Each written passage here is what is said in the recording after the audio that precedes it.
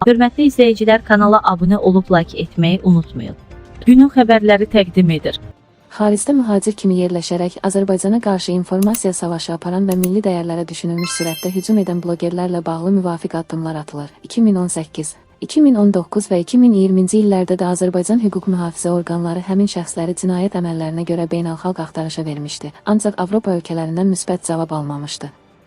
Buna səbəb kimi sorğular zamanı həmin ölkələrin hüquq sisteminə uyğun boşluqlar buraxılması iddia edilir. Milli Az xəbər verir ki, Axar Azın məlumatına görə söyüş blogerləri nin nümayəndələrinin gətirilməsi üçün Avropanın hüquq sisteminə tam uyğun hüquqi proseduralar tamamlanmaqdadır. Qeyd edək ki, Tural Sadıqlı, Məhəmməd Mirzəli, Qabil Məmmədov, Qurban Məmmədov və digərlərinin Azərbaycana gətiriləcəyi ilə məlumatı millət vəkili Elman Nəsirov da təsdiqləyib.